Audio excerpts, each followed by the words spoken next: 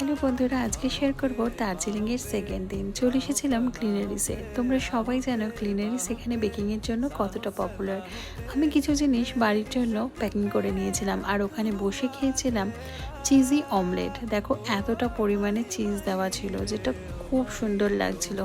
ডিমের সাথে চিজের কম্বিনেশনটাই দারুণ লাগে। যাই হোক, তার সাথে ছিল চিকেন রোস্টেড সাব স্যান্ডউইচ, যেটাও প্রচণ্ড ফ্রেশ এবং সুন্দর খেতে ছিল। আর ওখানের ভিউটা জাস্ট এরকম ছিল। আমি ভিউ দেখতে দেখতে আমার ব্রেকফাস্টটা এনজয় করছিলাম। খাওয়া দাওয়া শেষে যখন বেরিয়ে পড়লাম, দেখলাম এত কুয়াশা জমে গেছে, এত সুন্দর রাস্তাটা লাগছিল। অনেক মার্কেটিং করার পর চলে এলাম আবারও সেই দার্জিলিং ম্যালে। তার একটা ছোট্ট ক্লিপ দিলাম।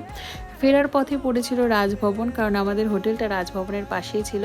রাত্রির বেলার আমাদের যেটা ডিনার আমরা বাড়িতে নিয়ে এসেছিলাম, mixed fried rice with dry chilli chicken. খাবারটাও খুব সুন্দর ছিল। আজকে সারাদিনটা ঠিক এইভাবেই কাটলো। নেক্সট দিন ব্লগে প্লিজ পাশে থেকো সবাই।